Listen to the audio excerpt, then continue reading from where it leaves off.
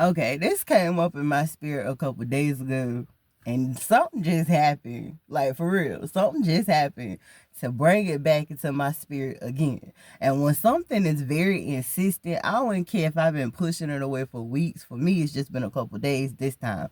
Thank you, Jesus, just this time. But I'm gonna go ahead on and get into it. I don't even know the title. We'll figure it out later. But the question is, how do you treat yourself and how do you treat a person when they're in a vulnerable situation? And when they're in a vulnerable situation, they end up telling you the truth. But this person is still in the vulnerable situation. Like, it's because of the vulnerable situation that their consciousness has gone to sleep. And so the only thing that's really awake in that moment is their subconscious. A lot of people don't understand the difference. Just a brief little flyby, and I do mean brief. And the difference between your conscious and your subconscious is what you do when you are fully in control. You are fully in control, mind, body, spirit, and soul. And you speak not necessarily even the truth, but you speak the truth that you want to believe or you want to give to somebody. That truth could be a lie. You could be living a whole lie and been living a whole lie. But you've been so much in control of your own faculties that you've been able to maintain, live, sustain, and keep that lie going. And then something happens, whether you drink something, you smoke something, whatever it is that gets you in a situation. You could be sick, you could be in your sick bed. And I done seen two people in the last couple of days that's been in this situation. One person had just came out of anesthesia, or whether they were still they were still being affected by anesthesia. And they were sitting in the chair, and their current mate was sitting next to them. And they end up just letting all this truth out. I mean, baby, so much truth that the doctor themselves had to be like, ooh, like the facial expressions on this doctor is like, I cannot believe this person is saying this. Like, not only can I not believe they saying it, but they saying it, and they saying it all, and they saying it boldly. Like, they saying this, and they saying it, and I'm in the room. They saying it, and I'm still, they still in the doctor's office, and they saying this. I mean, think about the most humiliating, degrading, disgusting, disgraceful thing a person could admit to you. That's a whole truth that they've been holding on. It's been a whole cold truth they've been able to hold back and hold deep inside. But being under anesthesia, as well as whether you do an edible or you smoke something, you drink something, and that person just end up telling you the whole truth. I told y'all the truth elixir a couple weeks ago when me and my honey were doing a double back, where I was saying, if you really want the truth for somebody, forget going through their phone and all that. Excuse me. Instead, you know a person long enough to know their triggers. Now, out of love for them, you don't do their triggers. Why? Because you know it triggers them. Now, if it's something you can't help but do, it is what it is, and you might need to evaluate whether it's safe for you to stay in this relationship. But if it ain't really that bad, the person that they really damaging the most is themselves, and you can ride it out as far as you can ride it out, okay, all power to you. But if you know the person's triggers, you keep doing all the little things, medium things, and large things that triggers that person till they get so overpowered by anger that they just start spitting truth to you that, again, under usual circumstances, even if it's a hot lie, they end up giving you that cold truth during that time. So that's the situation that happened the other day. This time, this person, it was the edible situation where the person got the edible, might have, did a little more, may have been something they weren't used to. And the person was pretty much telling their truth to their partner. And this is not gender specific because the other one was a male-female couple. The other one was a female-female couple. But the point is both of them were in the same situation. They were in the same boat. For this man, he's like, the love of my life just woke up from anesthesia, whatever surgery she just had on, like with this doctor, whatever it wasn't major, but it was enough she needed to go under. And when she came out, woo, she just throwing blow after blow after blow, telling you all this truth. Why? Because your subconscious doesn't desire to lie. Your subconscious loves to tell the truth. It really does. The main reason people dull their senses is not because they don't understand what the problem is. It's either they can't deal with the problem, and instead of dealing with it, they decide to go under. Not understanding that when they go under, if you go under far enough, that problem is going to reveal itself, and whether you want to do something about it anyway, you're going to do it, even if that's just telling on yourself.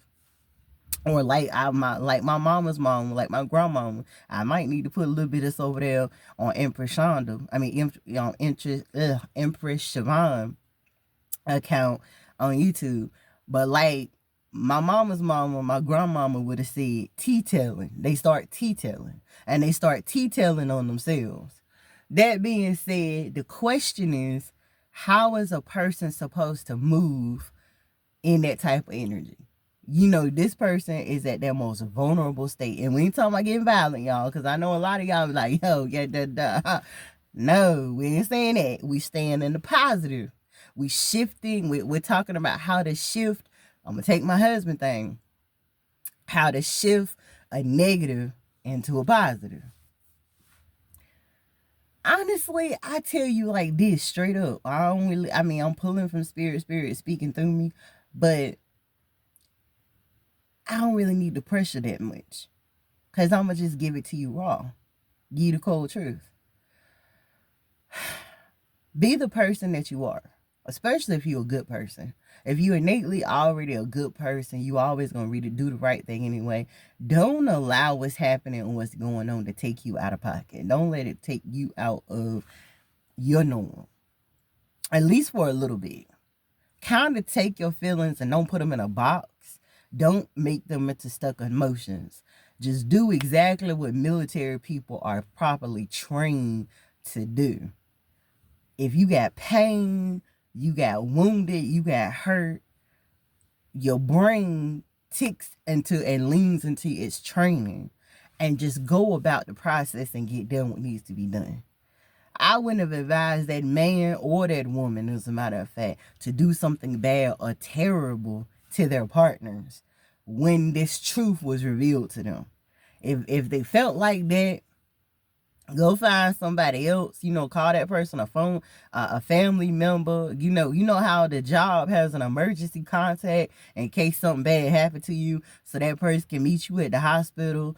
That person can come pick you up from work or whatever. Go to that go to that emergency contact person and say, look, come get him. Come get her. Like, come. I'm as a matter of fact, I'm advising you to do it as soon as humanly and safely possible. Come get this man. Come get this woman. If they're in a safe enough environment and you know they're not going to do no harm to themselves and nobody else, leave that person. Immediately pack your suitcase, get your bag, grab your keys and your purse and your wallet, hit the door, go. And the reason why you want to do that is, number one, you don't want to make a bad situation worse.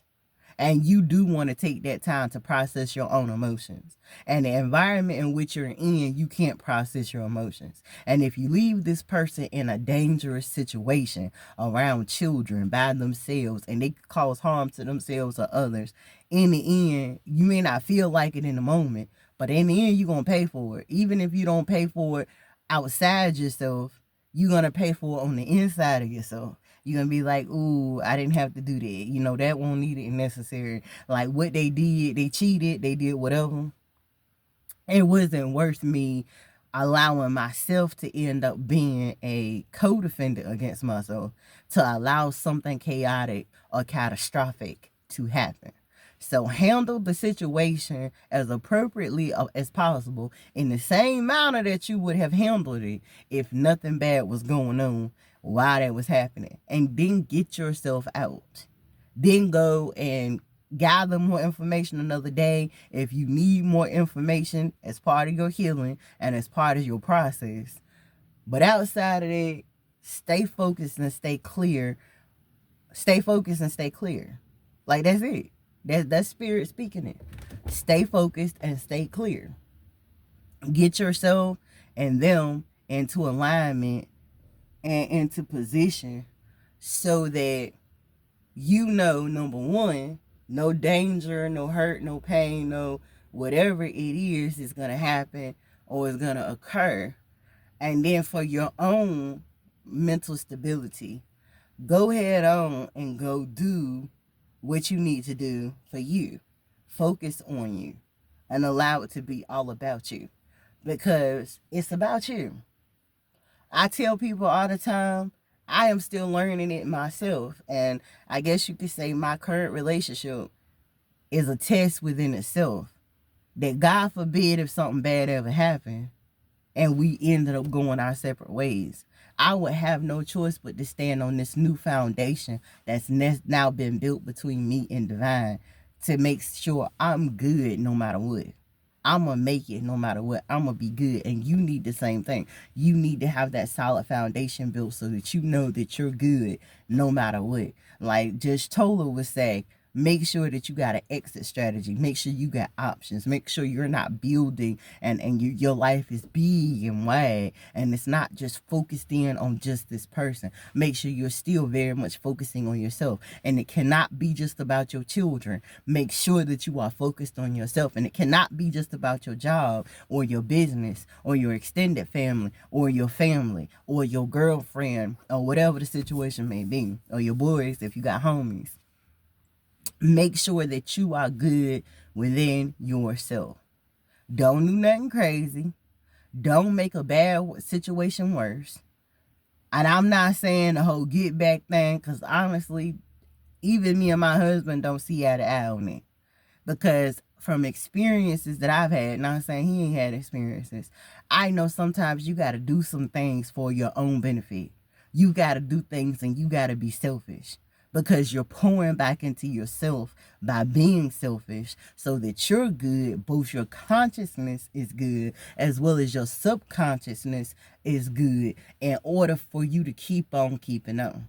But that would be my opinion. If the person got loose lips because, boom, they under anesthesia because they just came from the dentist, boom, they took an edible and it was stronger and more powerful than what they were used to, and they start blabbing their mouth and telling you a bunch of stuff that you obviously needed to know, because it wouldn't have even been presented to you if you weren't strong enough to be able to handle it, number one. But also, it wouldn't have been presented to you if it wasn't already something that you needed to know. You could have been praying for that thing. You could have been intentional about that thing. Maybe you was about to do something super duper successful, more money, a promotion, a business, about to move. Maybe you was about to eliminate an opportunity that was being presented just for you, but you knew that person, God more specifically, knew that person could not go further with you when you go on to your next journey. And you were going to cut off that journey just to be with this person.